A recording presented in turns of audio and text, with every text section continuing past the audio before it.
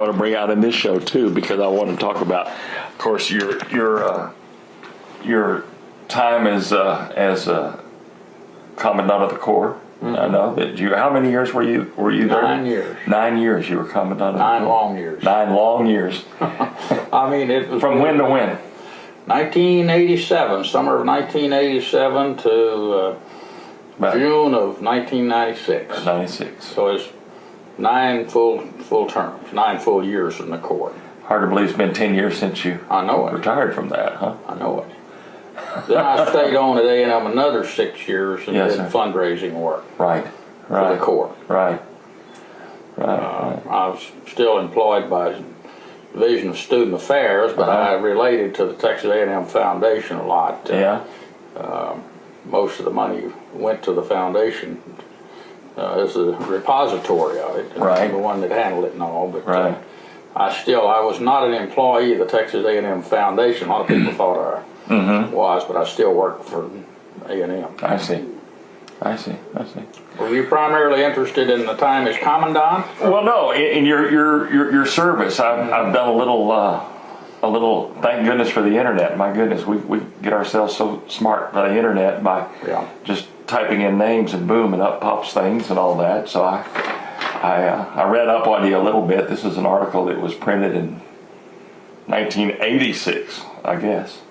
Just sort of a little bio of you that I found off of the A&M website. But anyway, I'll let you talk. I know you were born in Abilene, right? Right. And sort of take me through. And you went to Texas A&M class of '54, right? And then why don't you just sort of take me from there? Just sort of take me with your service and sort of. Let me back up just a minute. Or you just do it however you want to do it. Go ahead. You and I are talking, and I'm recording what you say, so I can just go back. Well, I grew up on a dairy farm near Abilene. Yes, sir. Knew hard work and hard times, 30s and early 40s, were my time as a kid growing up. And we worked hard, but my dad and mom neither had a college education, but they had encouraged me, my dad particularly, to come to A&M. So as long as I remember, I was coming to A&M. There's a lot of agriculture interest and relationship there, I think. But anyway, I came to A&M. I'd played basketball in high school and played on a pretty good team. And I was asked to come to A&M, not for a scholarship, but for a chance and an opportunity to participate on the freshman basketball team. Put me in an athletic dorm, and I was going to be a basketball star, I thought. So I did play 2 years basketball at A&M and played with the first championship team A&M had, I guess, under the NCAA in 1951. But anyway, I decided after 2 years that basketball wasn't really my thing. I really needed to concentrate on schoolwork. So that was during the Korean War, and we were all being drafted or brought into the military if you were physically able sooner or later. Right. Being in the Corps allowed me to stay and finish my schooling. But the Korean War ended just before I graduated, and a great demobilization began. And a lot of my classmates didn't come in. They weren't commissioned immediately like they had been through ROTC. They were brought in as E4s, I believe, staff sergeants. Later, most of them were commissioned, but if you weren't going into flying training or you were not in a technical major, they didn't want you. So all of those people got turned aside, but I was very interested in flying, and that's what got me a commission, my interest in flying. I graduated in May of '54, and early July I was on active duty. I went to Randolph for 2 weeks, and then moved on to a contract flying school, Marana Air Base, just north of Tucson, Arizona.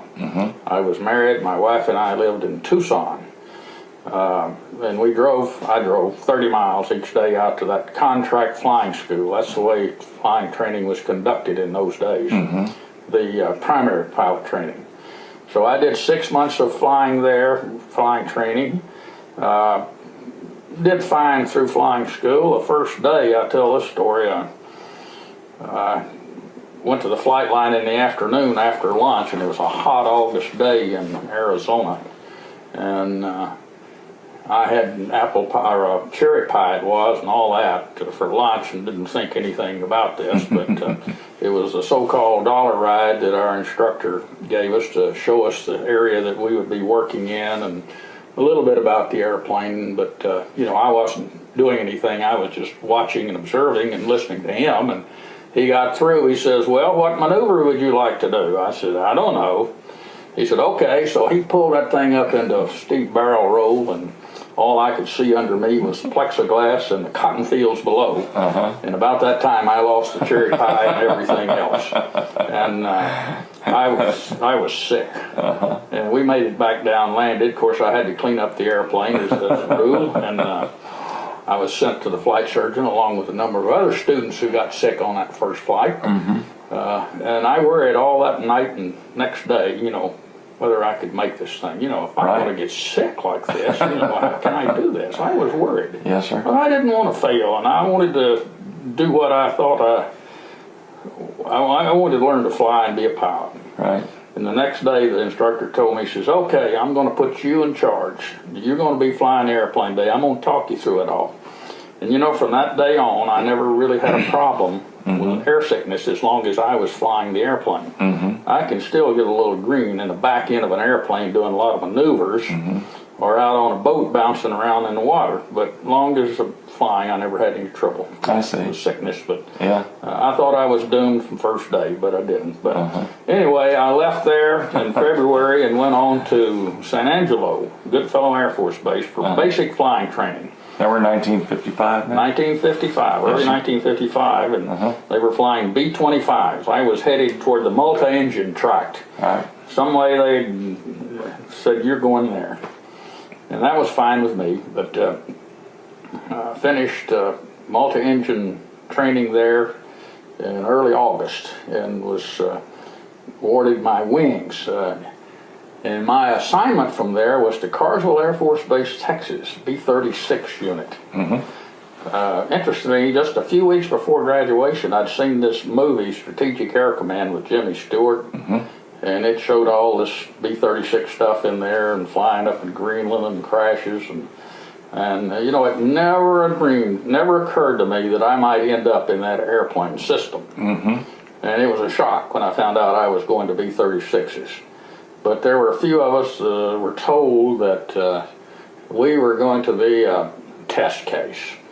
Up until that time, all the people this was in 1955, all the people in the B-36 program were World War II veterans or senior experienced people. The idea was you had to be that experienced and all to be able to fly this airplane. And so I didn't know how that would be. But anyway, I checked in up at Carswell in Fort Worth, and the wing I was assigned to was TDY in North Africa at the time, but there were two wings there, two B-36 wings. And I went down to the 11th Bomb Wing, and for my first flight, which was a couple of days after I checked in, and you know, I looked at that airplane and I thought, you know, how could I ever fly this thing? It looked so big, so complex. And I actually rode in the radio room, which was behind the cockpit area most of the flight, cold with a parachute on my back, and once we climbed to 40,000 feet and put the old cloth helmet on, and it was very uncomfortable, and you know, it just didn't look good at all to me.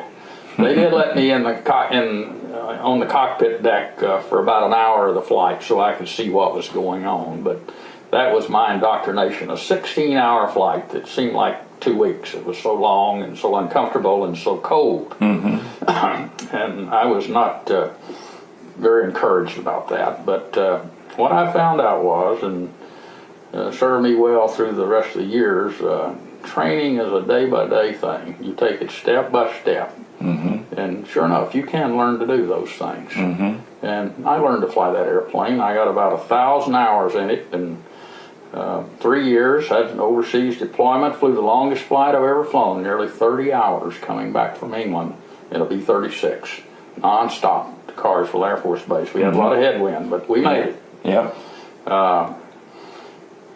But our unit was selected to convert to B-52s. And so in 1958, spring of 1958, our unit folded up in the B-36 program, and we began converting to B-52s. We went out to Castle Air Force Base in California and went through about a 6-8 week ground training, and then we went into the flying phase and did that out there. I was a co-pilot, and my aircraft commander was a good friend, still is. Came out of the B-36 program, and he had trouble the first time we tried to refuel behind a tanker. You know, he didn't get within a mile of that plane. And I looked at that and said, that looks impossible. Aerial refueling. You know, to get that close and have to hold it so precisely. And the instructor finally took over, and he said, let me show you how to do it. So he worked it in there, and I could see he was working hard to do that. And I said, I don't think I can ever do that. But later did learn how to do that. I did a lot of that over the years. But anyway, I came back to Carswell, and I was on a select crew, a standardization crew, and in about 7 years, I upgraded to aircraft commander. I was still a first lieutenant, actually. I hadn't pinned on when I upgraded to aircraft commander, which was pretty early then, and mostly, again, more experienced people were doing that, were serving as aircraft commanders. But anyway, I spent several years there with the unit at Carswell, and involved in some exercises. The Suez crisis in what was it? I forget the year, but we had some deployments and became involved in the Cold War, which became something I was involved in for a number of years, the Cold War. And 1962, the Cuban Missile Crisis, I remember that very well. And I remember being at the officers club eating lunch one day and that fall, and got a message at Carswell. At Carswell, I was still at Carswell. That I need to report to the squadron immediately, and I went to the squadron, and commander called me in and briefed me that we were going to begin launching airborne alert the next day, and that my crew had been selected to be the first one to go. An airborne alert is the thing that SAC did for a number of years, where you fly a 24-hour mission. That's fully armed, fully loaded, with weapons and target plans, and you're on your way and ready to strike in case the word comes. And so we took off the next night and flew a mission over the Atlantic, refueled over Spain, and flew down the Mediterranean, came back, refueled again over Spain, went back down the Mediterranean, always waiting for the possibility that you're going to be sent on a strike mission. I mean, the real thing. This is not practice. And tensions got pretty high during that. This was during the missile crisis, right? When we come back across the Atlantic, we flew across that Russian fleet that was headed for Cuba.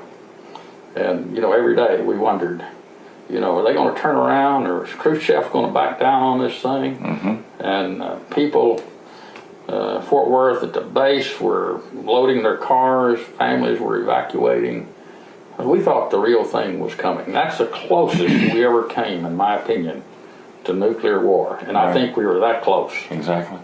And but I flew several of those missions. I think it was about 2 weeks or so. I forget how long that period was, 2 to 3 weeks. But again, we observed those Russian ships headed to Cuba and moving further to the west.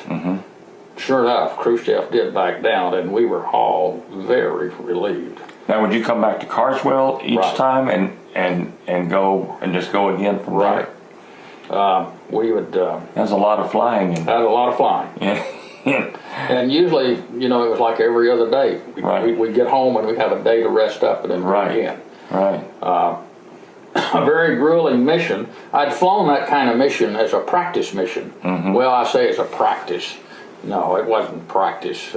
We did them periodically. Units would rotate doing this. This went on for a number of years, but I don't know if you recall, but there was a B-52 and a tanker ran together over southern Spain, and the weapons buried in the sand and all, and created a national crisis. And airborne alert, as we knew it, was terminated, except for real dire reasons. But that, and refueling back to that point, we'd have to have 2 refuelings to complete that mission, and we'd take on probably 125,000 pounds of fuel in each refueling. A tanker would come out of Spain on one of the bases there, and we'd rendezvous, and it took about 25 minutes of what we call toggle time to complete a 125,000 pound transfer.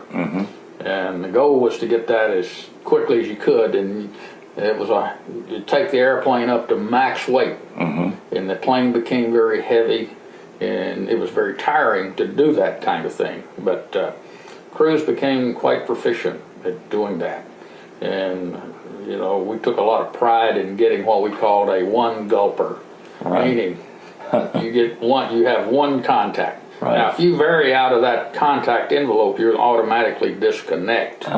There's only so much tolerance in this linkage in the boom. Exactly. So you got to stay right there, but it gets very difficult as it gets heavy. And you disconnect, you're not a one gulper anymore. Right. You don't. You're going back for a second gulp. Huh? Yeah. Well, but anyway, that was my experience with that. But the Cuban thing was a very tense time for all of us that were doing that at the time. We had a series of targets that we could strike depending on where we were along this route and how much fuel we had left. But we sat there and thought about a whole lot about, we really going to go this time or not? Right. And we studied the targets, the route that we would have to go. But let me stop there. Maybe you want to ask a question or no? You're making good progression here. I like. But after I came back to Carswell, after this was all over, in 1963, I was selected to attend the Air Command and Staff College down at Montgomery, Alabama, Maxwell Air Force Base, which was the first kind of break in my career where I went off to school for a year, and. That was good, and I got a master's degree while I was there at the same time from George Washington University. They ran a program there, and I got a master's degree in public relations. Public relations. I'm sorry. And doing that, which was a new program in conjunction with the Air Command and Staff College, probably the hardest year of my career. I mean, it was so demanding. There wasn't a minute to do anything but study, and had to write a thesis and all this stuff, and they were very demanding and very strict on all the requirements. But I managed to get through that. And from there, I went to Turner Air Force Base in Albany, Georgia. That's near America, south of America, is where Jimmy Carter's from. Yes, sir. But I came in as kind of a buck aircraft commander, kind of starting over again.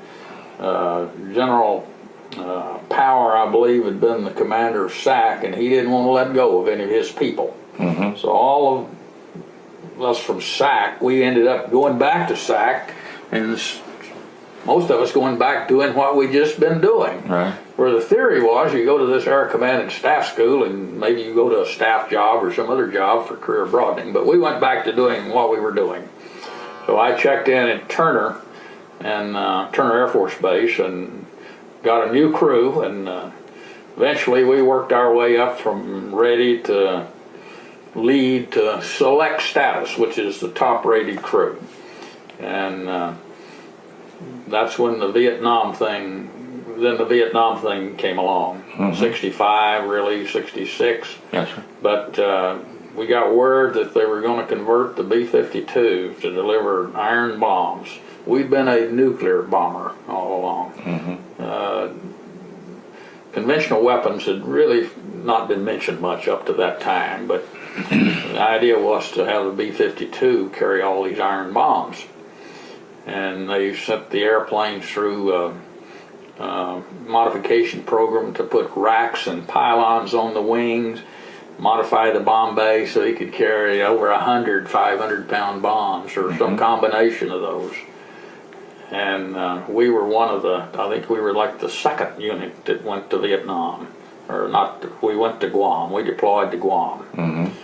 And I remember leaving Georgia in March of 1966, and our whole wing deployed to Guam, and 18-hour mission. And I remember landing at Guam, and the commander was out there shooting deer off the runway so we could land, but I didn't realize, that was early in the game. It was going to run for several years. Yes, sir. With a lot more airplanes there. But anyway, checked in there, and the very next day I flew a first mission to Vietnam. And we had an instructor crew with us to make sure we knew what we were doing and did everything right. But we launched, and it was about a 12-and-a-half-hour mission to Vietnam and back. And it required a refueling with tankers out of Okinawa. After 3 hours, roughly after takeoff, we meet up with a tanker, KC-135 out of Okinawa, and take on probably 100,000 pounds of fuel, and then fly to Vietnam. So that route, that was about 6 to 6.5 hours. And we flew in waves. We normally fly a 3-ship formation, with these formations separated by, just a few minutes. And that varied, but normally 15, 18 airplanes would fly in one wave, and we usually took off at midnight to 4 o'clock in the morning. So that made it a tough day. You'd have to be out for briefings and study and all of that, and then launch on a 12-and-a-half-hour mission. Most of the missions I flew were in South Vietnam, but we did fly some up in the Laos area.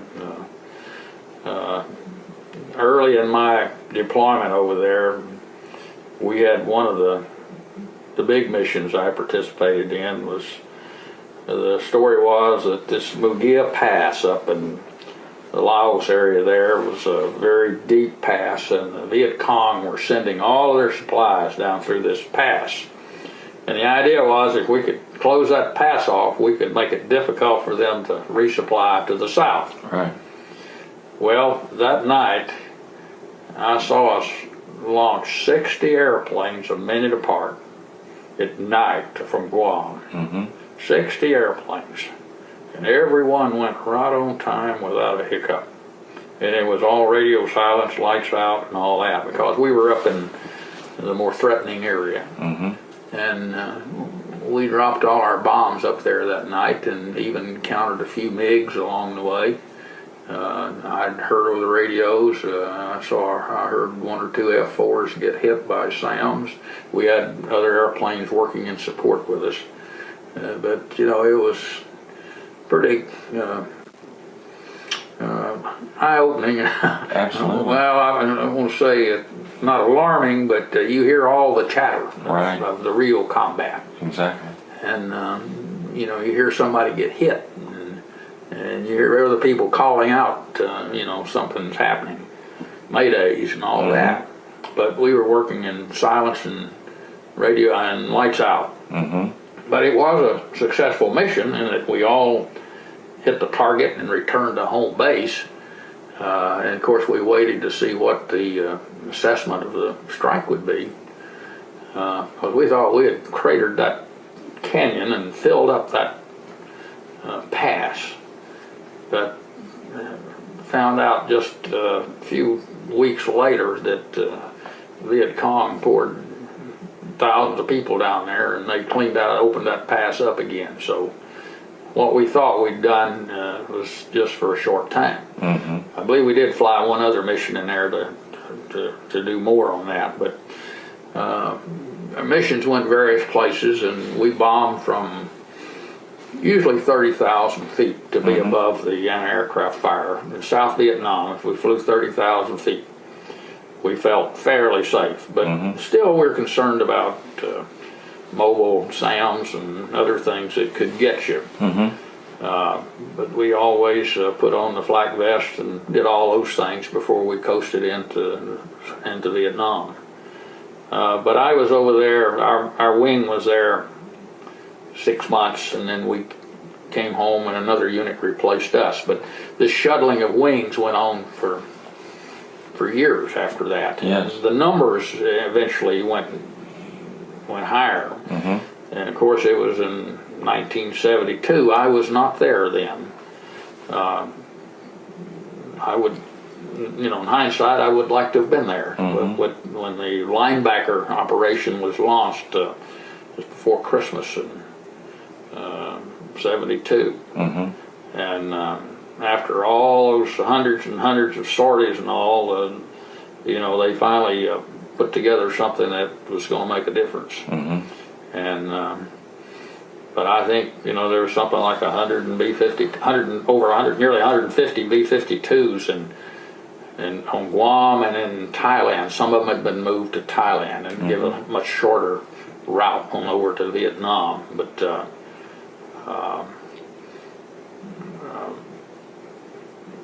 those, I think, 11 days of missions exhausted the North Vietnamese of all their SAMs and their ability to defend, and they were ready to talk then. And that, in my opinion, was a major thing that brought the end to the war. I see.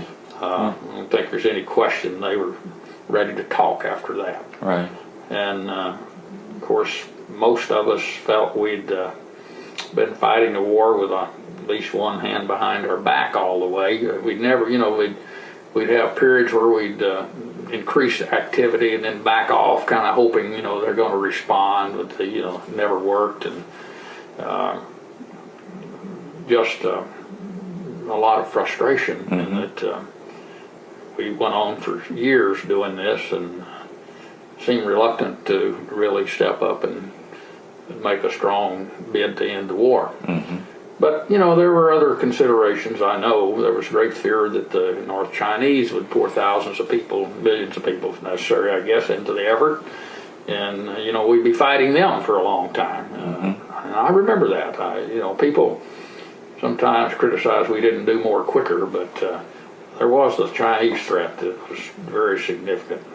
Absolutely. And I think caused us to have some hesitation about what we were doing. Right.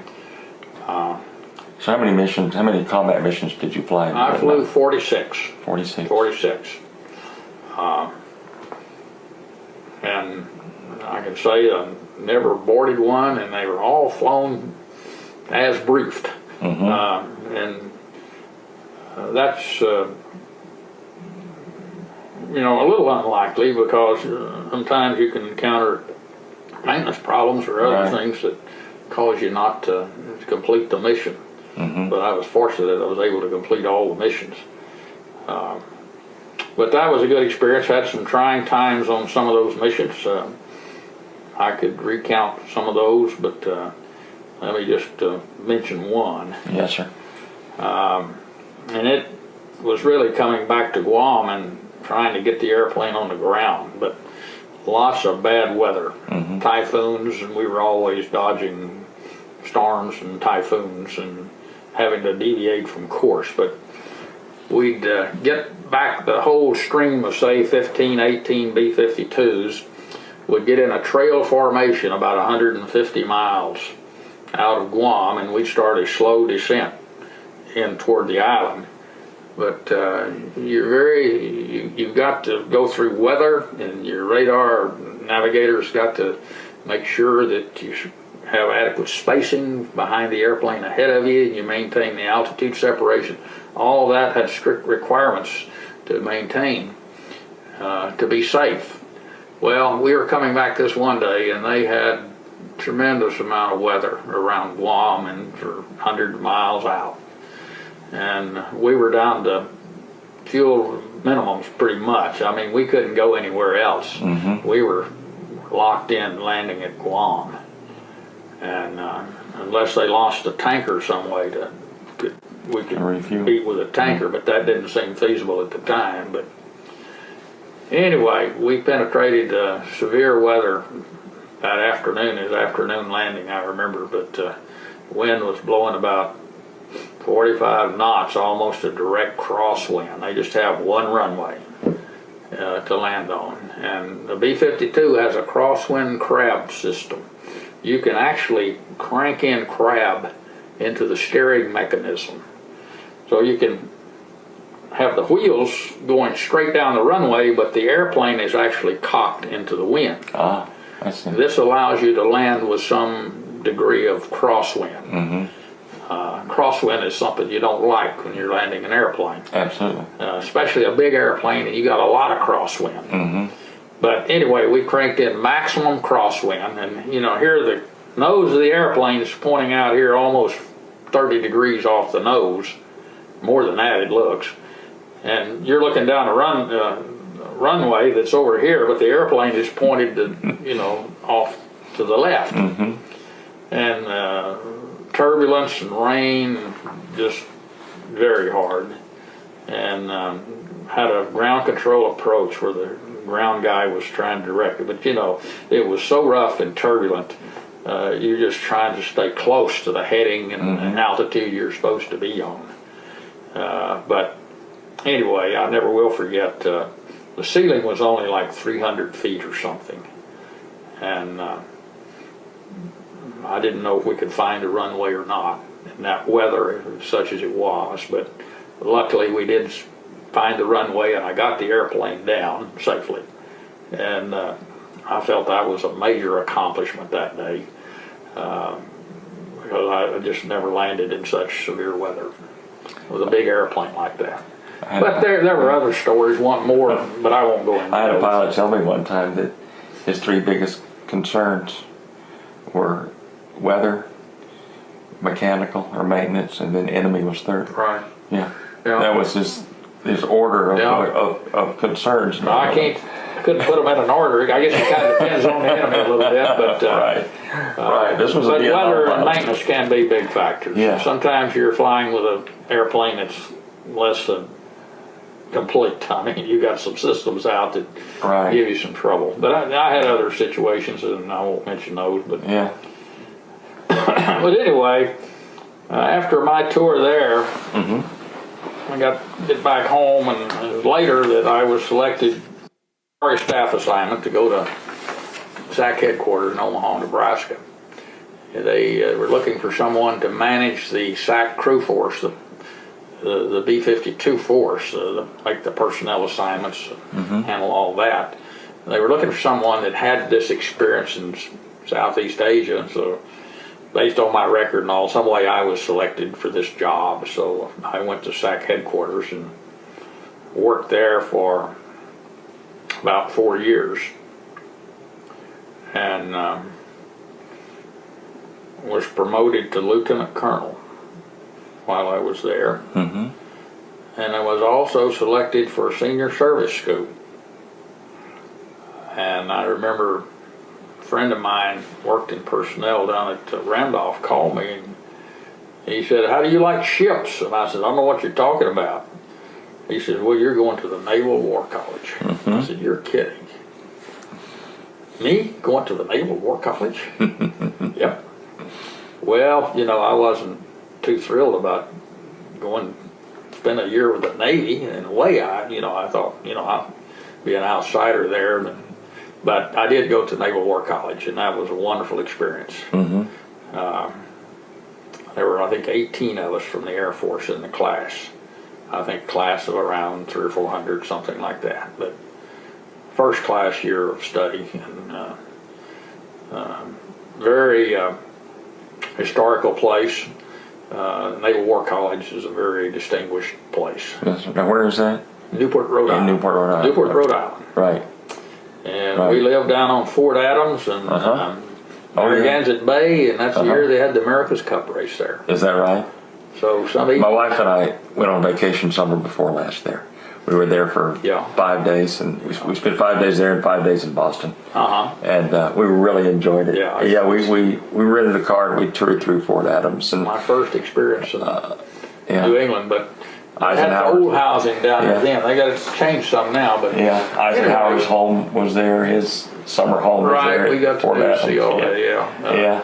But it was fun watching the America's Cup race. The Americans won that year, but I remember Baron Bick, the guy from France, they were out on a competition run, and he got lost in the fog and lost his temper and all. It was quite a story up there about Baron Bick of the Bic Pen. But got to go down and see the boats and all that. But that was a fun experience. Yeah. And out of there, I was assigned to the Pentagon. And I was going to be. What year are we at now? That would have been 1972. Okay. I report into the Pentagon. And I was going to be a personnel plans officer. They were hearkening back to my experience in personnel before, I guess. But I went in and was working in personnel plans, and my boss was a 3-star general, and I knew of him before. I'd seen him at some meetings and all, but he had a reputation of being one of the toughest guys to work for you could ever have. And I'll tell this little story. I don't know what it's worth, but after I'd been in my job about 2 or 3 weeks, the secretary calls me and says, "Hey, the general wants to see you tomorrow at 10 o'clock. He normally likes to see all the new colonels coming, and I've been selected for colonel with them. So he likes to see all the new colonels coming into the personnel directorate, and you're scheduled tomorrow at 10 o'clock to see him in his office." Well, I thought it was, the regular courtesy call, "Glad you're here, and can we help you?" And, that's the normal thing. You go to a new place, the boss calls you in and welcomes you and offers his assistance, encouragement, and maybe tell you a little bit about your job. That's what I thought I was going in for. Well, I'm there at 10 o'clock before to wait for him, and the door's closed. And the secretary says, "Well, they've got a meeting going on in there. It's going to be a little while, so just have a seat." So I waited and waited. Waited till past 11:30. Still no door open. They were still in there in the meeting. And about 11:50, she tells me, "Well, you might as well go on back, and I'll reschedule you for this meeting." Well, about that time, the door pops open. She says, "Wait a minute. These guys come out, and I can tell they're all ashen-faced and look like they've been in a bull ring or something. I mean, they look whipped." And I detected things didn't go too well in that meeting. But they all leave, pick up their charts, and go. And she goes in to see the general, and he says, "Yeah, I'll have him come in." So she comes and tells me, he says, "Well, just open the door and go on in and see him." Well, there's a big door there, and I don't know what all's behind there, but I push it open and go in there and stand in front of his desk to salute. And he doesn't even look up at me. He just keeps his head buried in his thing there. Doing his thing, won't pay me any attention. And finally he looks up to me and snarls at me, says something I don't know. But for the next about 10 or 15 minutes, I stood at attention there in front of his desk and got the most direct talk I think I ever received. He quizzed me hard on my job to see if I knew what I was supposed to be doing, and allowed that I didn't really understand what I was supposed to be doing, and he's going to tell me what I need to be doing. Well, my main project was to get some legislation through Congress to get some permanent grades for the Air Force. We'd never been authorized our full permanent grades. We'd have to go in every year and get legislation, temporary legislation, so we could promote X number of people. But I was to get this bill passed through Congress where we would have permanent grades, and we wouldn't have to go back to Congress every year to get these grade authorizations. Well, I told him I thought that was, my job. Yeah, it is. But he went on to tell me, he said, let me tell you, young man, he says, you better get that passed. And he said, I don't care if you have to move to some other state, get close to some congressman, get to know him, but I expect you to get that passed. And then he raised up and he put his hand right on my chest and he said, let me tell you, you just think of the worst place in the world I can send you. And that's where you're going if you don't get this passed. Wow. Then he dismissed me and I left. But I thought, what a shock. What a style this guy had. It's kind of the old line style that, chew them up and spit them out. Right. Keep them scared. Right. Scare tactics all the way. There was no encouragement, no anything, but scare tactic. Mm-hmm. But I knew this fella somewhat from before, so it wasn't a total surprise. But right. Again, I didn't expect to be treated that way. And of course, I went out to go to work on this bill, and I worked pretty hard on that for a year. And in fact, he tried a technique that was kind of interesting, I thought. He told me, he says, I want you to have a report on my desk at 8 o'clock every morning telling me what you did yesterday to make progress in getting this done. And, I'd work furiously all day, and then before I go home at night, I'd have to draft this little note to tell him what I'd done that day. Right. And have it on his desk next morning at 8 o'clock, so when he looked at it. I thought that was kind of a cruel way to do things, but it really put the pressure on me. Mm-hmm. You got to be thinking all the time, what are you going to do to make some progress? Right. He could ruin my whole career just like that. He could write a report on me that says this guy's a dud, get him out of here. My career would be over. So, you're under the gun to produce. But I did that for a year. And then one day, my intermediate boss, I had a 1-star that was an intermediate boss, called me in, and he said, Tom, I said, you're going up tomorrow to interview for executive assistant to the Assistant Secretary of the Air Force for Manpower and Reserve Affairs. He's one of the political appointees right under the Secretary of the Air Force. He's a powerful man. And he said, General Dixon, that was the general, he said, he wants you to get this job. My friend wants me to get this job? He said, yep, he wants you to get this job, and says you need to go up there and put on the best show, says you're one of several candidates interviewing for this. It was executive assistant meant that I was going to screen all his correspondence, help him with his schedule, advise him, give him pointers, and he's a political appointee. And I don't make the decisions, but I was there to be his number one assistant in making his way through all the stuff that he has to consider and make decisions on. And I went up and interviewed the next day, and to make a long story short, I didn't get that job. So the next 2 years, I was executive director, executive assistant to this assistant secretary. And had the opportunity literally to travel all over the world. Wow. I saw things. I got to sit in on high-level meetings where big issues were being discussed. But really traveled all over the world, including a trip to Tehran in 1973. That was when we were still riding high in Iran. And we had sold the Iranians all this equipment, fighters and tankers, and helped them with maintenance training, and we made a trip over there to look at all this stuff. And it couldn't have been better. I remember sitting in the embassy where later our hostages were taken. What year was that? I forget the exact year of the hostage, 76, whatever it was. Yes, sir.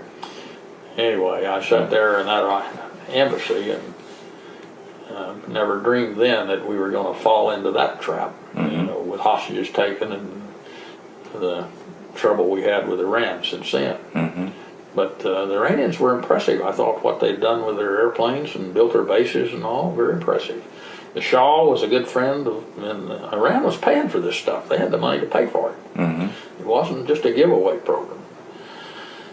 But anyway, you know, I have to say, I traveled all over the world. I went to, made trips to Vietnam, to Thailand, all those places we were involved. My boss was a key man on the repatriation of the POWs, very much involved in all of that. But anyway, my tour ended there in 1974. I was ready for rotation, and my boss helped me get a good job. He wanted to make sure I got a good job.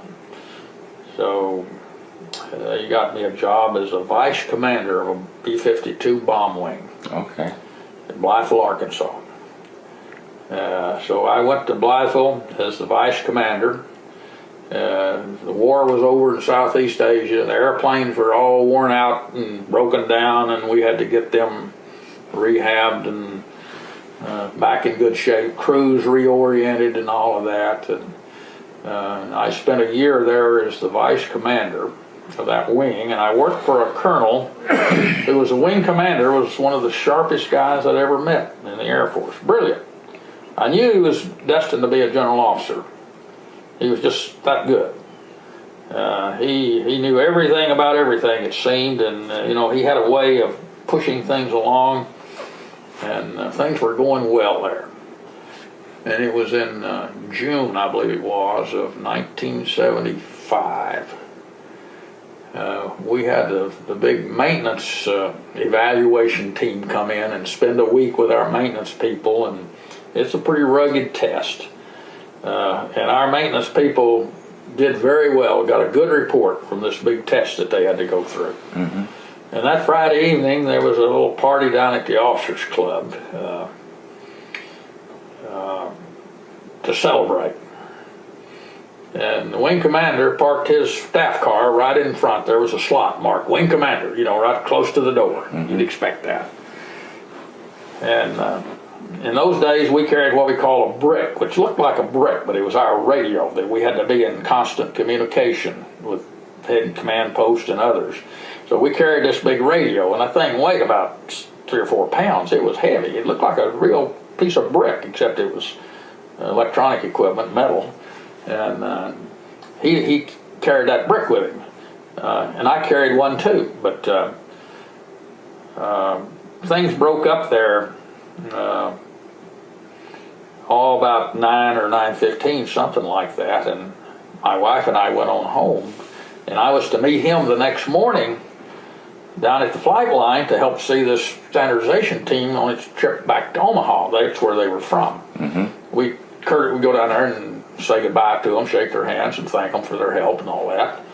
And when I get down there the next morning about 6:30 or 7, the commander's there, and he calls me over, and he says, "Hey, get in, I got to tell you something." He proceeds to tell me that night before, down at the club, when he parked his car there in front of the officers' club, he left his key in the car, which you're not supposed to do. But he left the key in that staff car, in the car. And when he went out to go home, the key was missing, and he got on there and demanded, you know, "Where's my key?" Well, some young security, one striper, had found those keys, had passed by and saw that. He took the key and took it down to the central security control and turned it in. And they were saying that the commander would have to come down there to claim his key. Well, Colonel Brooks, the guy that I'm talking about, my boss, the colonel, commander, he became irate. He had a very short fuse, but he demanded that an airman appear in front of him momentarily. And he did. And it ended up, he swung at the airman with that brick. And I think hit him a little bit. Didn't hurt him really. But, you know, the story kind of varied whether the airman flinched at him or something, but he had him standing at attention and then giving him a lot of guidance when this incident happened. But anyway, he had not reported that. And he wanted to know what I thought, and I said, first thing you got to do is report it. You know, you don't ever, anything like that, you got to report it. And he agreed, you know, he had to report it. But this is the airman. Right. about swinging at the airman. Right. And so that triggered a series of fast actions, and practically in no time he was relieved. Mm-hmm. And I was elevated to be the wing commander on a temporary basis until they could meet and thrash it out. Well, make a long story short, this fellow resigned in lieu of a court-martial, and I was named the wing commander. That's not the way you want to assume a No. wing command job. Right. But that's the way it happened. Yeah. And I spent nearly 2 years as wing commander there, and one of the best assignments I ever had. Right. I mean, that being a wing commander, where you're kind of the king on the base, if you would. Everybody since works for you. It's your opportunity to use your leadership skills and motivation techniques, and you got some leeway in how you do things. I mean, a lot of things are standardized, but still, the commander is the guy that sets the tone and motivates the people and does a lot of things. And in SAC, we went through inspections and competitions and things all the time. Things were very quantifiable, and you could judge wings on how they're doing. And they could rack them up. You're up here and you're down here. But all that we did was pretty quantifiable. From bombing to navigation to on-time takeoffs and mission completes and all of that.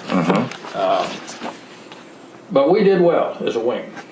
And 2 years, I think I was very proud of our record. And at the end of those 2 years, I got a call from General Russ Doherty, who was the commander of SAC at the time, called me to tell me that he was bringing me to SAC in a staff job. Right. My time as a commander was up. So I went to SAC headquarters and became the director of operational training. That's for all the aircraft training. I was the director of all that for about a year and a half. And General Doherty also told me when he brought me up there, he said, we're going to send you off to some select schooling too. We're going to send you off to one of these top-notch management schools for some executive training. And I was sent to the University of Pittsburgh for the fall semester. Right. In their graduate school of business and executive management training, which was a good experience. Before Christmas, I got called down to tell me that I'd been selected for Brigadier General, which just surprised the heck out of me. I'll bet. Surprised the heck out of me. It was kind of a trick announcement, but I won't go into all that. But anyway, I was selected for Brigadier General, and in a few months I was moved in to be the director of personnel for SAC. Again, kind of going back to my personnel training. So I had that job for 3 years and traveled all over SAC and went on trips all over the command and all overseas. And from that job, I was selected to be commandant of the Armed Forces Staff College in Norfolk, Virginia. Armed Forces Staff College is a mid-career school. I don't know how familiar you are with any of that, but I just say each of the service has a mid-career school. Like when I went to the Air Command and Staff at Montgomery, but there was one joint school where all the services contributed on sort of an equal basis. And the program was a little different, more into joint operations, which the emphasis has really been on for several years now. But that was a big surprise too, to go up there. But I went there to be the commandant, the head guy, the president of the school, if you would. And my boss was the chairman of the Joint Chiefs of Staff. But that changed within the first week I was there. I got a message that they created this thing called the Air Defense University. And it was to be headquartered in Washington. And I would be one of the component schools. The National War College, the Industrial College of the Armed Forces, and the Armed Forces Staff College would be the three component schools of this National Defense University. which just meant I got a different boss, a little different arrangement, but I spent 3 wonderful years as Commandant of the Armed Forces Staff College. And again, you know, I got to do some things that I wanted to do from a leadership standpoint. We had a wonderful staff. We had the cream of the crop as far as students are concerned. They were majors and lieutenant colonels. All of them had a degree. Most of them had a master's degree. 15% had a PhD. They were highly motivated students, the cream of the crop.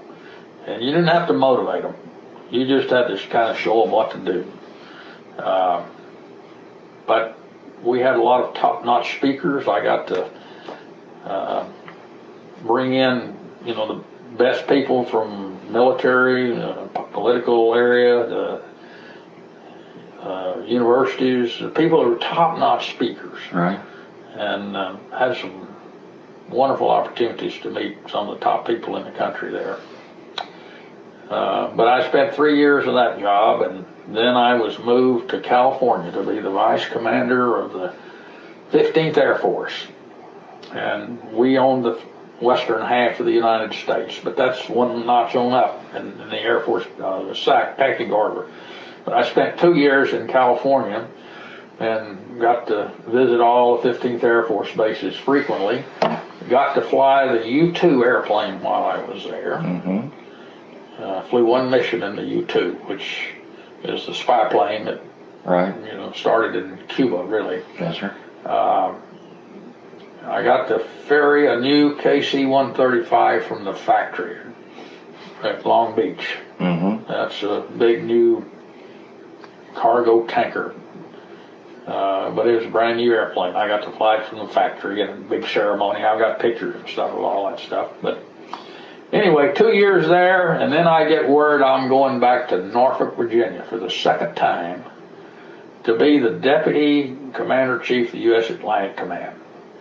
That's one of the big unified commands. There's Central Command in Asia, where we're fighting the war today. There was Atlantic Command that had responsibility for all the Atlantic, all the littoral of the Atlantic, and the Caribbean.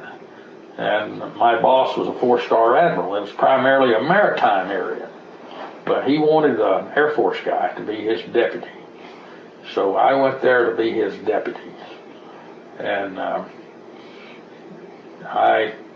that was a good tour. He was very good to me. It was a good opportunity for me. I gave tours on ships when he wasn't there, when we had distinguished visitors, from foreign visitors, you name it. I never will forget giving a tour on the USS Rickover, a submarine, the day that Admiral Rickover died. Admiral Rickover was the father of the submarine force. Yes, sir. I've given tours on battleships and submarines and all of them, but that's kind of a side job. But I frequently got that job because he was busy and somebody had to go entertain the distinguished visitors. But anyway, in that job, had the highest security clearances I guess you could about get. Submarine force was an area that I knew nothing much about, but I got to attend the submarine briefings and see all the dazzling stuff that submarines do. All the day-to-day operations of all. Pretty fantastic. Yes, sir. Pretty amazing. Yeah. Then back then, when I get a letter from John Coldus out here at A&M, tells me that they're looking for a new commandant, or looking for a commandant, and they want a general or a flag officer, preferably an A&M graduate, to be in this job, and want to know if I would consider being a candidate. Well, at first I didn't know. I wasn't going to be available real quickly anyway. I couldn't just up and retire. I told him that, and he said, well, we're not in a hurry. We're going to take our time to do this. He told me about the death of the cadet back in '84 and how they'd gone through a blue ribbon committee, and they decided that A&M wanted to have its own commandant. someone that worked for A&M. Up until that time, the Army colonel, the head of the Army ROTC program, an active duty officer, doubled as the commandant. Right. But when problems arose, it became a little fuzzy. Who do you hold responsible? Pretty hard to hold an active duty colonel responsible for some hazing incident down in the Corps. Right. I didn't realize it at the time, but I think one of the main things they wanted was to have their guy so he could clearly be responsible for the Corps. And when problems arose, there's no question about who's in charge and who to hold responsible. But anyway, John came up to see me, and I came to A&M, visited, and they had some other candidates they were looking at. But it was about March, I think, of '87. He called me to tell me they'd selected me for this job. So I had to make a decision whether I wanted to come or stay. I had 2 more years I could do in the Air Force. 35 would have been my max. I could have stayed. Now, were you still in Norfolk? Still in Norfolk. I had a job that was a promotion-making job. I thought that I had a chance for 3rd star there. But again, I knew in 2 years I faced mandatory. That's all you could serve. I really wanted to come to A&M. That really looked good to me. I wanted to come back here and do that. It looked like a peach of a job to me. I went in and talked to my 4-star admiral boss, and he said, "Tom, I don't know how you can turn it down at this point." So he cleared me. I told him I'd come. So in the summer of '87, August, I came here to be the commandant. A lot of things they didn't tell me. I found out, some over time. I didn't realize, I'd been in the Corps and all that, but, as a young cadet, 50 years removed, it's kind of hard to figure what it's really going to be. But as I said, I lost 9 years in the Corps, and were women in the Corps then? Were women in the Corps by then? They were, but they were separated. I see. They were separate units. I can tell a lot of stories about the Corps. I've been writing my life story, and I've written everything up to my A&M time. I haven't done that yet. You haven't gotten to that yet. I've got 300 pages written. I haven't written the A&M part. I don't know when I'll ever get that finished. But there are a few things that stand out in my mind about my time as commandant. They just passed a new hazing law in the legislature. It's kind of an outgrowth of that death back in '84 and some other problems in other places. But there was a new hazing law, but it was like most laws are written rather with ambiguity, and it's hard to say. You can argue about what it all means. But some people thought that hazing is just done and there'd be no more of that, and you got to ride herd on that. Well, it didn't take long after I got here to find out that, some things hadn't changed. There were some things going on that didn't look good to me. With the women, great resistance to women in the Corps. Great resistance, and I'd go to meetings and OLAGs and others, and boy, don't change that. They didn't want the women in there. Women were in there when I got here. Not many, but they were in 2 separate units by themselves. And that first year, I could tell it was a struggle for the women. They were ostracized and made fun of, and accused of not really being in the Corps. Not everybody did that, but there were some making those kind of comments. It was uncomfortable for the women.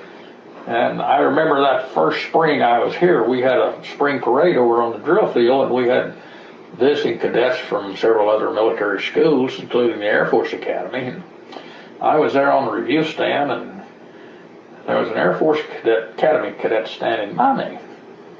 And our units marched by, and here comes this all-women unit. not many of them, but it's all just women.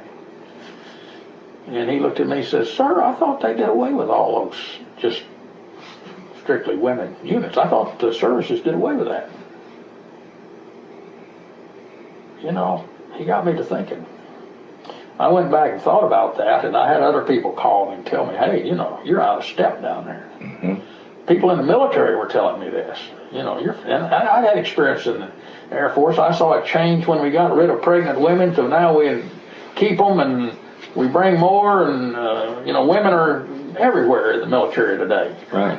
And we had, I thought, pretty good success with it. We put them together in dormitories where they didn't live together necessarily, but there was integration in the dormitories and on work and all of that, and I saw it work pretty well. Mm-hmm. But it was far from that here. Well, after I thought about what that cadet told me some and talked to a few more people, talked to John Colas. He wasn't giving me any direction. Nobody on this campus was encouraging me to do anything to speed along the integration of women or to assimilate more of them in the Corps. Mm-hmm. Really, they didn't want it. But I decided that it was time to integrate the women in the Corps. Mm-hmm. By that I mean we put women in units with men. Not that they're going to share the room together, but right. But they'd march alongside. They'd march together and all of that. And oh man, did that raise a firestorm! I mean, one firestorm. So I spent about 2 years just trying to put out fires on that. But I just took that step on my own, and nobody objected. I mean, the administration didn't object to it, but they weren't encouraging it that much either. Is this the same time that women were entering the band? Had women in the Same band. time? Yeah. We had a few there. Right. Uh-huh. But they didn't like them. Right. But gradually the band became the most accepting of women. They still are. Right.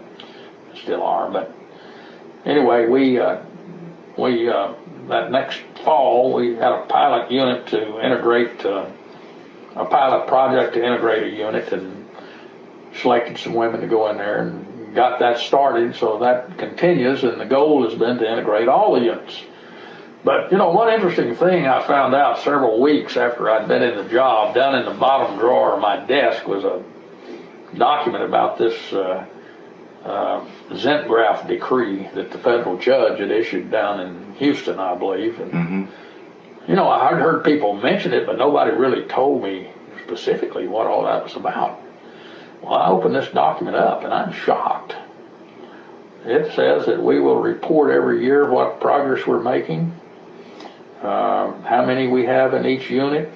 But he goes on to say, you not only will invite, you will encourage women to be in every unit in the Corps. That's pretty strong language. And I mean, they could hold you in contempt of this thing if you don't do that. I didn't see any signs of anybody trying to do that. So I was kind of a guy shooting in the dark here, and taking a lot of bullets along the way. But the faculty senate, I was a member of the faculty senate for 4 years when I came here, and of course they jump on the bandwagon. You know what they're saying? You're not doing enough. You're not going fast enough. So from nobody saying anything, the faculty senate's all over my back saying you're not doing enough. So anyway, we fight those battles, and over time we pretty much won that. Women are pretty well accepted. I'd say there's still some holdouts, but women are pretty well accepted, and women have done some good things in the Corps. Yeah. From the Corps standpoint, I would think that you would probably need maybe a turnover, a 3-year turnover or something like that, where new freshmen coming in when there are women already there. That's right. And you know, you're right. More accepting. Yeah. You got to go through a class before you can get some of these things changed. Right. But anyway, that was those were trying days going through that thing, and we had a few incidents along the way that just made it a lot worse. Right. A few hazing incidents. Had one incident at Bonfire Cut Site. They took the women out there. This was an integrated unit, and seems the CO gave all the freshmen a lick with the board, including the women. And there's one girl that she decides to quit. She doesn't like all this stuff anymore. And of course, she tells the world, you know, I got hit with a board out there at the cut site. We got a big investigation of that. And, but, you know, some of those kind of things really make it difficult. One thing I know in the Corps, a lot of kids will tolerate a lot of stuff as long as they're in so-called good standing and they're moving along.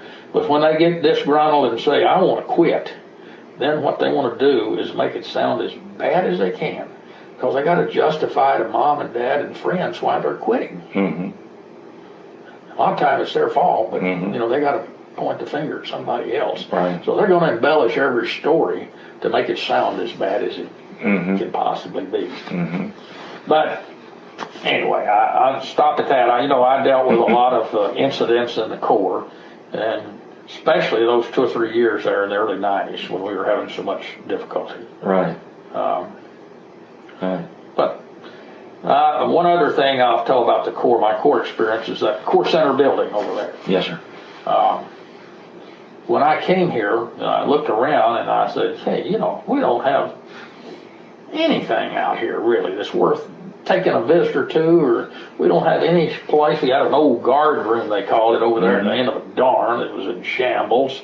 I wouldn't take my dog in there if I didn't have to. I mean, it was that bad. And there's just no other place. And I look in the basement buildings and I'd find all these old trophies and plaques back in the 30s and 40s, a lot of Corps history just stacked away, drawing dust and rust. And it occurred to me that we needed some kind of a show place, some place that could kind of be a headquarters, a visitor center, a museum, got all this stuff that'd be a rich museum. And we need such a place like this. And I just kind of formulated in my own mind that, you know, maybe in 10 years, if we started planning, we might get something. And we had a Corps Development Council meeting, and Corps Development Council is a group of good sponsors, supporters that give some money to scholarships and things, but help in fundraising. But we had a meeting of one of those groups, and we were over at the Hilton, and it was during a social hour. And, I'll take it back. That afternoon, I briefed that group. My idea was in 10 years, we might have a facility that on campus that could kind of be a show place, and we could show our history and the flags, and have a cadet court in there, and a little library and a meeting room and recruiting and all this. And you know, these people all listened to me very interestingly about it, and didn't say much. But that night at the social hour, this fellow Harvey Cash, class of 1933, he worked with I believe it's Texaco, Texaco Mobile. He's one of those oil companies. He'd been an exec with them. He was a pillar of A&M farmer students. But he came up to me and he says, Tom, I like that idea you said, you briefed us on this afternoon. And he says, you know, we need to get that a lot sooner than 10 years.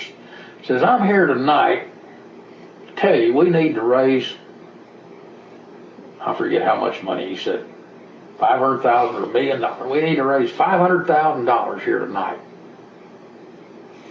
You know, my eyes get real big. I didn't know what he was talking about. I said, you know, believe he can really do that? And he said, I'll give $100,000. Started off. I'll pledge $100,000. Wow, that's great, Harvey. And he started fingering in people into the conversation and telling them about it. He said, now, you know, you need to pledge so much. Well, there in about 10 minutes, I saw him get pledges for $250,000. It's $500,000. I thought, you know, we've got something here. We've got something that we can work with.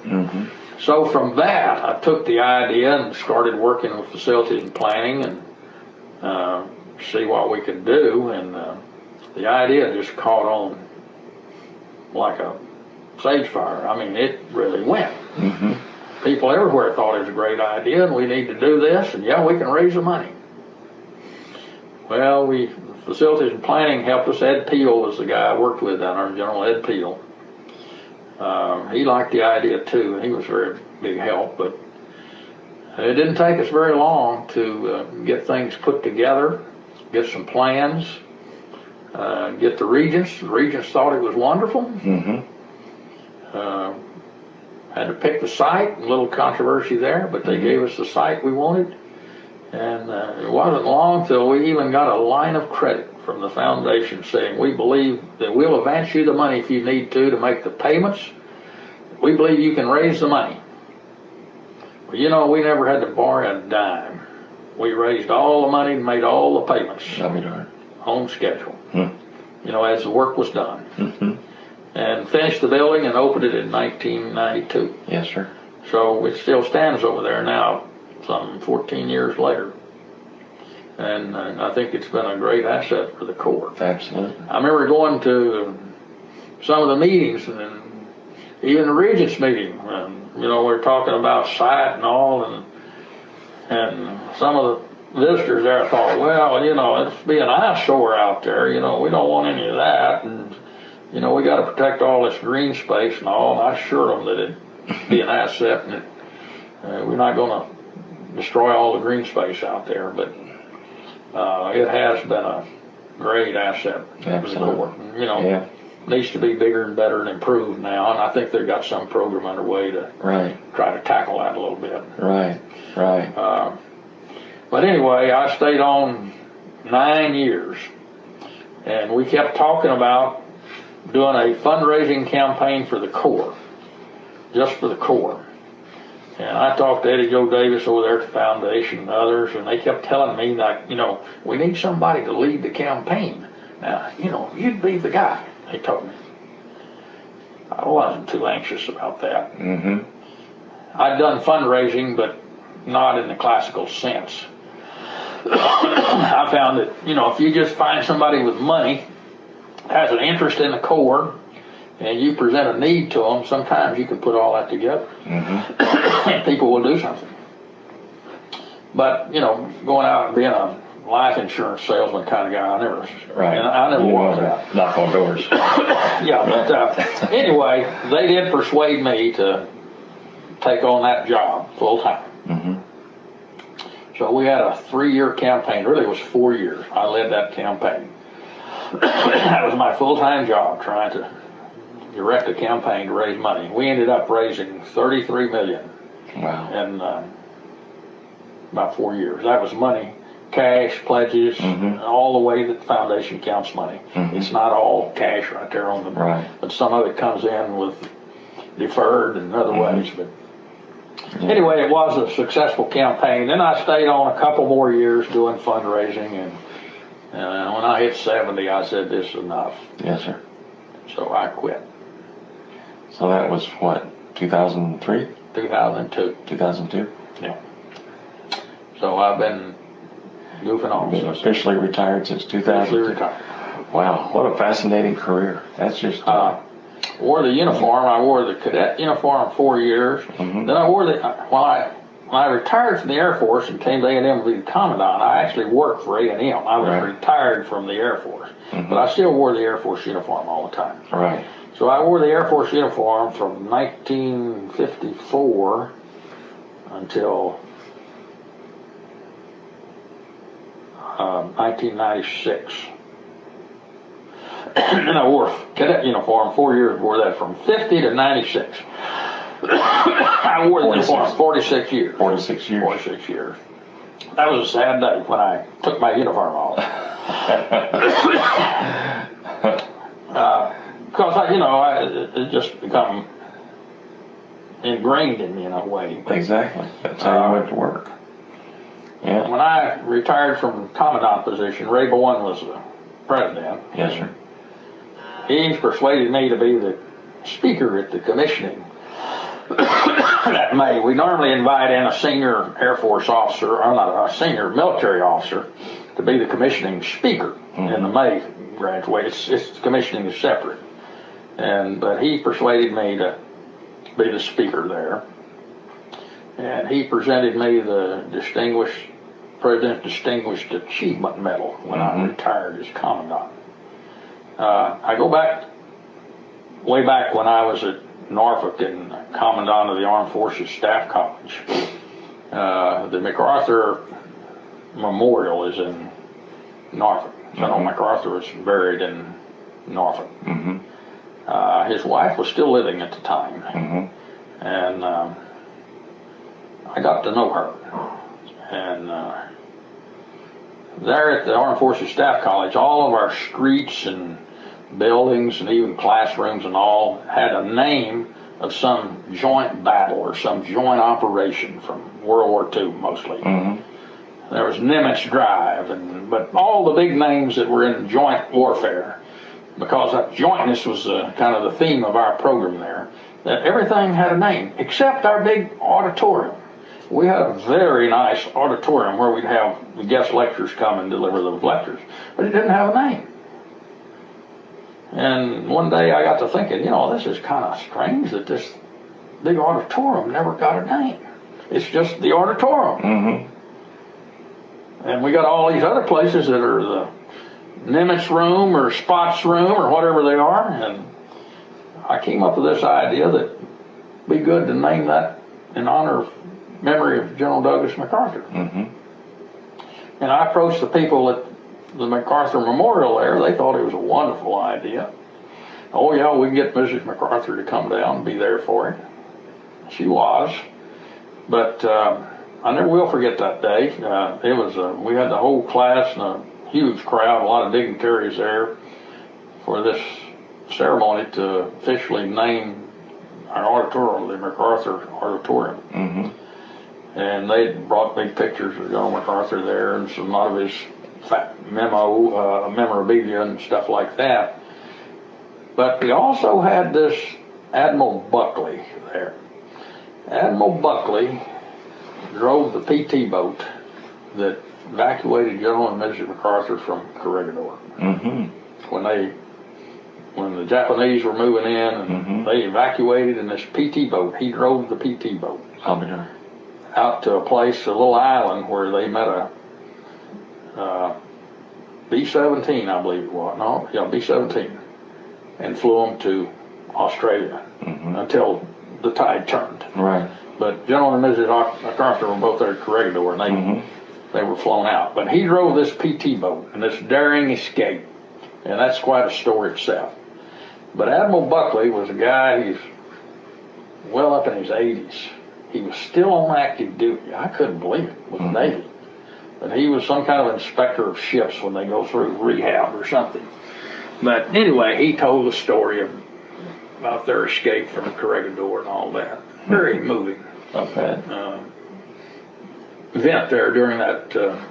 But I got to know Mrs. MacArthur and had her visit in our home, had a dinner for her once or twice. She'd come to Norfolk periodically just to kind of check on things. She lived in the Waldorf Astoria in New York. I actually got to shake General MacArthur's hand when I was 12 years old. Is that right? My father took me to New York, and that's when we stayed at the Waldorf Astoria, and that's where he lived. He and his wife in the penthouse of the Waldorf Astoria.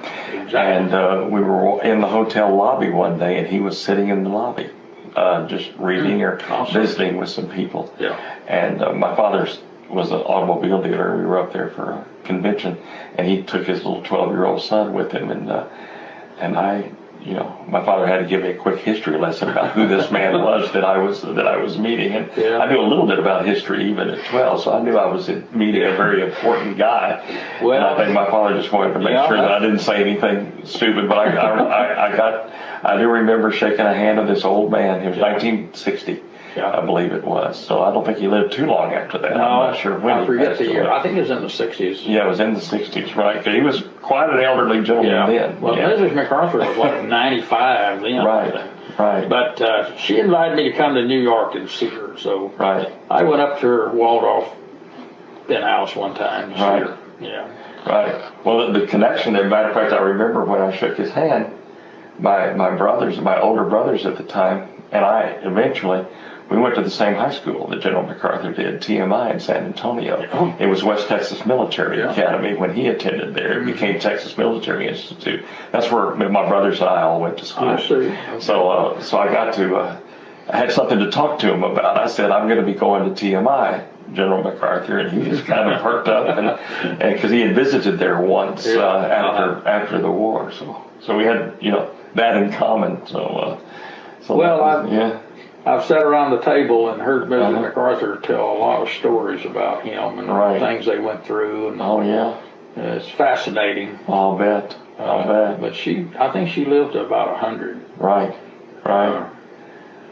But anyway, that was an interesting. And thing of when I left Norfolk, to my surprise, the people at the MacArthur Memorial wanted to place on the program, and I didn't know what this was about. They presented me the MacArthur Medallion, which is a big gold medal that was authorized by Congress. What an honor.